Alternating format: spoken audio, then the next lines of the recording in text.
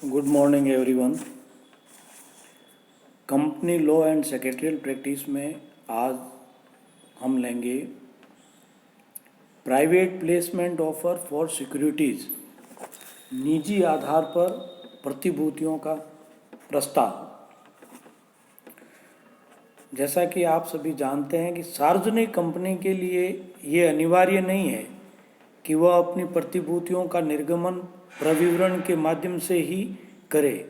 ऐसी कंपनियां चाहे तो अपनी प्रतिभूतियों का निर्गमन निजी आधार पर प्रस्ताव करके भी कर सकती है, लेकिन निजी कंपनियां प्रविवरण के माध्यम से प्रतिभूतियों का निर्गमन नहीं कर सकती है।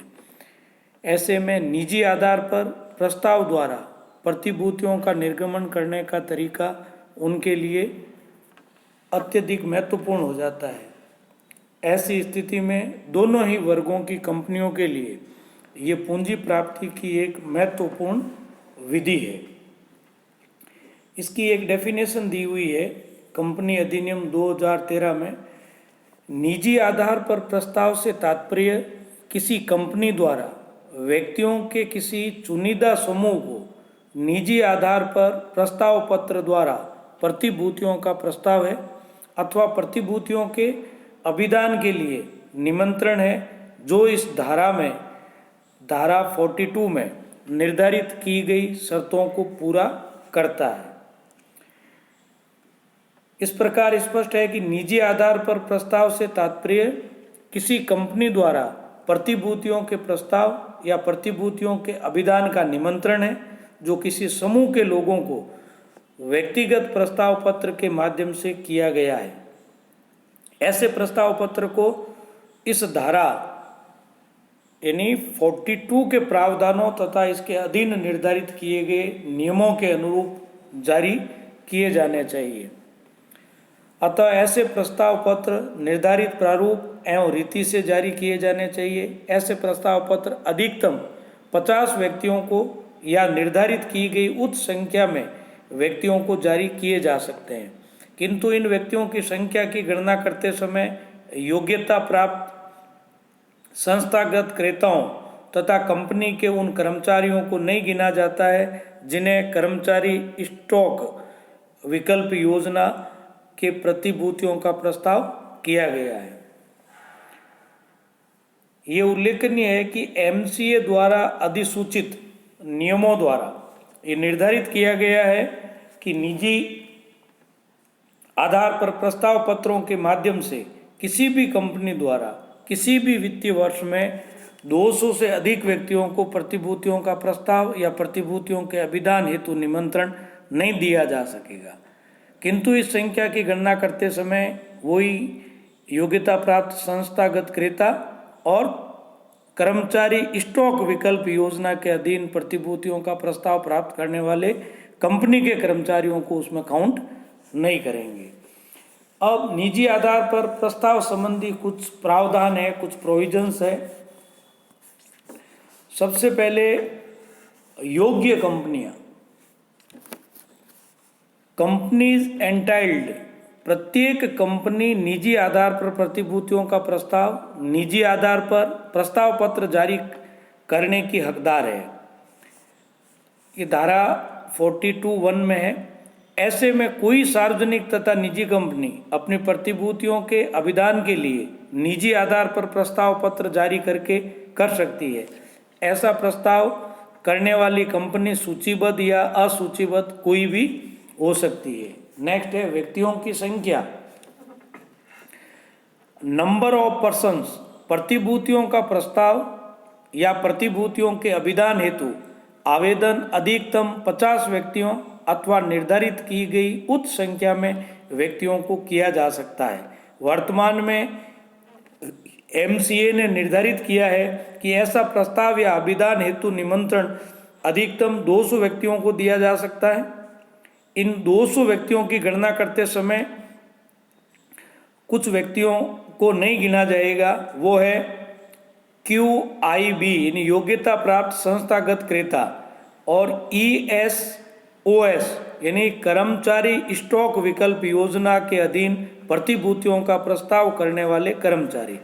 तो योग्यता प्राप्त संस्थागत क्रेता से जो तात्पर्य है, यानी QIB में कौन कौन है? Mutual fund, venture capital fund, वैकल्पिक निवेश कोष तथा फॉरेन वेंचर इन्वेस्टर जो सेबी के पास पंजीकृत है, फॉरेन इंस्टीट्यूशनल इन्वेस्टर तथा सब अकाउंट, सार्वजनिक वित्तीय संस्था, अनुसूचित व्यापारिक बैंक, बहुपक्षीय तथा द्विपक्षीय विकास वित्तीय संस्था, राज्य औद्योगिक विकास निगम, बीमा कंपनी जो IRDA के पास पंजीकृत है, भविष्य निधि जिसका कोष कम से कम 25 करोड़ रुपए है, पेंशन कोष जिसका कम से कम 25 करोड़ रुपए है, भारत सरकार द्वारा स्थापित राष्ट्रीय निवेश कोष, स्थल सेना, वायुसेना तथा नौसेना द्वारा स्थापित एवं प्रतिबंधित बीमा कोष, भारत सरकार के डाक विभाग द्वारा स्थापित प्रबंधित बीमा कोष, सेबी पूंजी निर्गमन नियमन 21ZD के अंतर्गत ये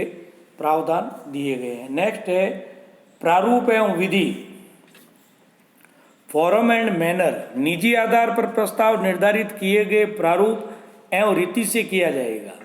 MCA द्वारा अधिसूचित नियम में यह निर्धारित किया गया है कि प्रतिभूतियों के अभिदान हेतु निमंत्रण का प्रस्ताव निजी आधार पर प्रस्ताव पत्र के द्वारा किया जाएगा। ऐसा प्रस्ताव पत्र फार्म नंबर PAS-4 में होगा। निजी आधार पर जारी किए गए प्रत्येक प्रस्ताव पत्र के साथ एक आवेदन पत्र संलग्न किया जाएगा। ये आवेदन पत्र के संबंध में कुछ बातें तय होगी। ये क्रमिक रूप से क्रमांकित होगा, उसकी विशिष्ट व्यक्ति के नाम में होगा जिससे वह प्रस्ताव किया जा रहा है। ये प्रस्ताव पत्र उस विशिष्ट व्यक्ति को लिखित में या इलेक्ट्रॉनिक विधि से भेजा जाएगा और ये प्रस्ताव पत्र निर्धारित की गई रीति से अभिलेख में लिखने, सुरक्षित रखने की तिथि से 30 दिनों के भीतर फार्म नंबर PAS-5 में भेजा जाएगा। उल्लेखित व्यक्ति के अतिरिक्त कोई भी व्यक्ति उस आवेदन पत्र से प्रतिभूतियों के लिए आवेदन नहीं कर सकेगा। यदि इस शर्त का पालन नहीं किया जाता है तो वो आवेदन पत्र अवैध माना जाएगा। PAS-4 14(1) में ये शर्त दी हुई है। नेक्स्ट है शर्तें, कंडीशंस, निजी आधार पर प्रस्ताव पत्र निर्गमन निर्धारित की गई शर्तों का पालन करते हुए किया जाएगा।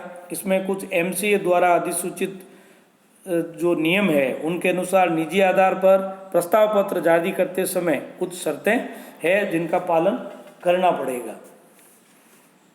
वो है प्रतिभूतियों के प्रस्ताव या प्रतिभूतियों के प्रस्ताव के निमंत्रण के लिए कंपनी के अंशधारियों ने विशेष संकल्प पारित कर अनुमति दे दी हो। ऐसे प्रत्येक प्रस्ताव के लिए पृथक से विशेष संकल्प पारित किया जाना चाहिए। दूसरी है जिस मूल्य पर प्रतिभूतियों का प्रस्ताव या प्रतिभूतियों के अभिदान हेतु निमंत्रण किया जा रहा है उस मूल्य के औचित्य के आधार पर प्रीमियम सहित मूल्य को सभा की सूचना के स्पष्टीकरण में प्रकट किया जाना चाहिए।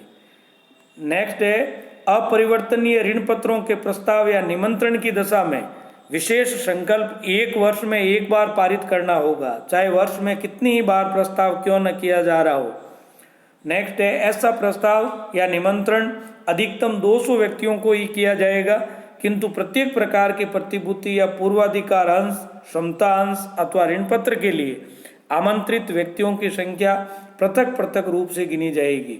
इनमें योग्यता प्राप्त संस्थागत क्रेता QIB तथा कर्मचारी स्टॉक विकल्प योजना ESOS के अधीन प्रतिभूतियों का निमंत्रण प्राप्त करने वाले कर्मचारियों को काउंट नहीं किया जाएगा। नेक्स्ट है प्रत्येक व्यक्ति को कम से कम 20,000 यानी 20,000 रुपये मूल्य की प्रतिभूतियों में निवेश का प्रस्ताव किया जाएगा। ये नियम PAS-14(2) में है।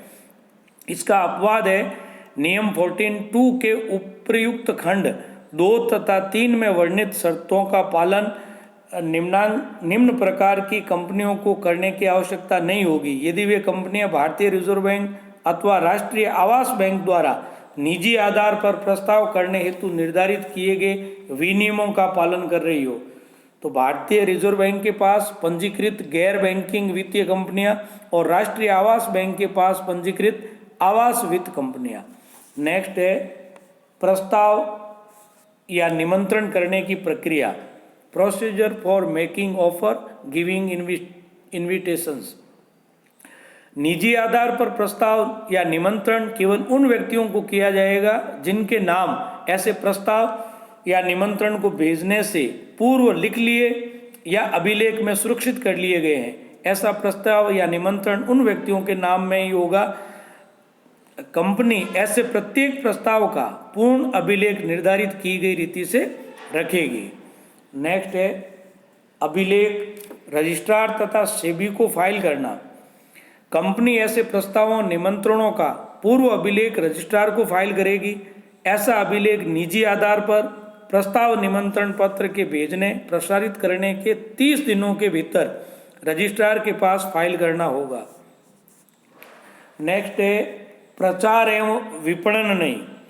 निजी आधार पर प्रतिभूतियों का प्रस्ताव करने वाली कोई भी कंपनी प्रचार हेतु कोई भी विज्ञापन नहीं करेगी तथा नई प्रसारण माध्यम यानी मीडिया का उपयोग करेगी। ऐसे प्रस्ताव को जन सामान्य को सूचित करने हेतु किसी भी विपणन या वितरण माध्यम या एजेंट का उपयोग भी कोई कंपनी नहीं करेगी। नेक्स्ट है अभिदान राशि का भुगतान। निजी आधार पर प्रतिभूतियों के प्रस्ताव के अधीन प्रतिभूतियों के लिए अभिदान का भुगतान चेक, मांग पर देय ड्राफ्ट या अन्य बैंकिंग माध्यमों से किया जाएगा तथा नकद राशि में भुगतान नहीं किया जाएगा। नेक्स्ट है आवेदन राशि को जमा एवं उपयोग करना।